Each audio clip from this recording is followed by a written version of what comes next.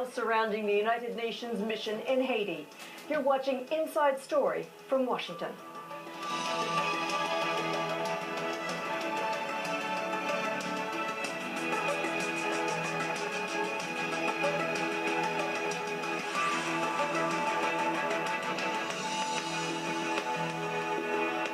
Hello, I'm Sheila McVicker. Haiti has been gripped by a cholera epidemic for nearly 3 years now. Thousands have died, hundreds of thousands are sick, and there is no knowing when the disease will come under control there. It's striking because cholera is easily managed and treated, but in a nation with poor infrastructure, limited healthcare resources, and widespread poverty, a disease like cholera is devastating. Now a lawsuit brought by Haitians says the United Nations is responsible for bringing the disease to Haiti in the wake of a terrible earthquake in 2010. We'll talk about the legal implications of this case and the plight of Haitians in a moment.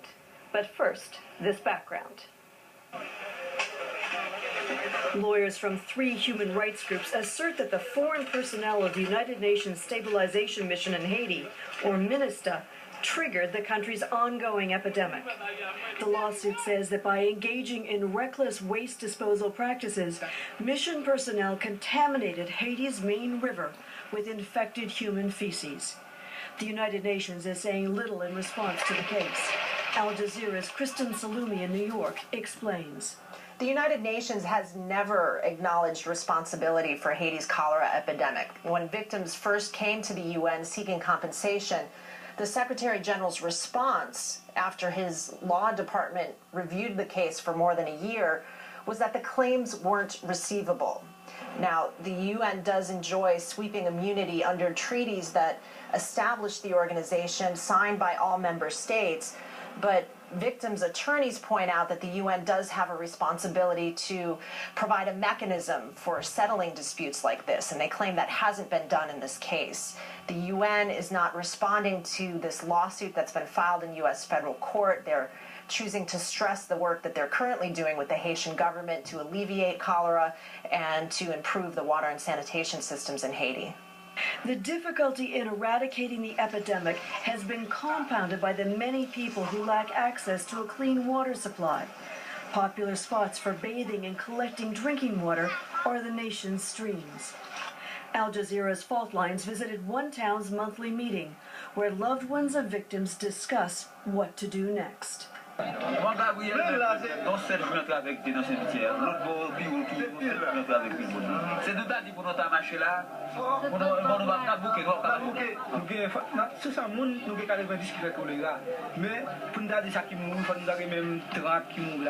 many people here actually know somebody that's dying of cholera?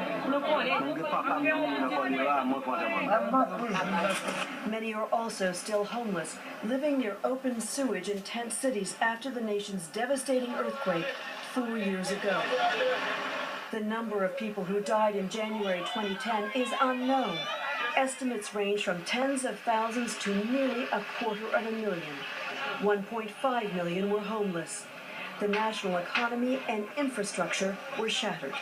There is no doubt that we are facing a major humanitarian assistance emergency, and that a major relief effort will be required. A week after the disaster, the international community rallied to help the Western Hemisphere's poorest country out of the rubble.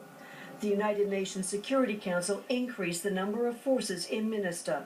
MINUSTA was established in 2004 as a continuation of an earlier peacekeeping operation called the United Nations Mission in Haiti, or UNMA. That operation ran from 1993 to 1996, helping to reform the country in the aftermath of a military coup. Many on the island view MINUSTA as occupiers and are suspicious of foreign forces. In October 2010, Haitians in Port-au-Prince gathered outside the mission's headquarters, protesting the Security Council's decision to renew the operation. Haiti is not owned by MINUSTA. It is for Haitians. It is not for the whites. That demonstration ended in clashes with police. Later that month, cholera first appeared, a disease unseen in the region since the 19th century, infecting thousands of people. In November 2010, the Centers for Disease Control published lab results indicating that the strain shared similar features to cholera in South Asia, not Haiti. Pointing the finger at Monastir and its foreign workers, Haitians took to the streets again in outrage.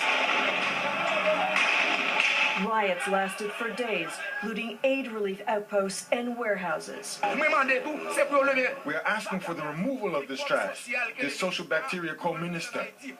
Removal of them from wherever they are. It is not only an issue of cholera. They have to remove them from Haiti. 3 years later, Haiti is still reeling from the outbreak. Many cholera patients are being treated in small tents set up in the countryside. The tents act as makeshift hospitals in local villages. Dr. Jean-Ford Figaro, a doctor in Boston of Haitian descent, explains. The resources that we have in Haiti cannot really cope with the demand. We know that cholera is a waterborne disease. That means that a germ that if you drink unclean water, you can get. And once you have it, you get dehydrated and you can die in a few hours if you don't have access to medical care. If we are able to provide clean water to our people, if you are able to give them sanitation, hygiene, and a vast campaign to help our people, I'm sure we'll be able to eradicate cholera in Haiti. Cholera has killed over 8,000 people and infected over 600,000 more. Monastir is still working to eradicate the disease. It has distributed nearly 5,000 water filtration units and over 800 gallons of chlorine to affected populations. Over $20 million has been put towards the effort, on top of the $118 million donation by the UN. The mission's mandate ends on October 15th, unless it is again renewed. When we come back, we'll talk with the lawyer bringing the case against the United Nations, along with two journalists who have covered Haiti for years. Stay with us.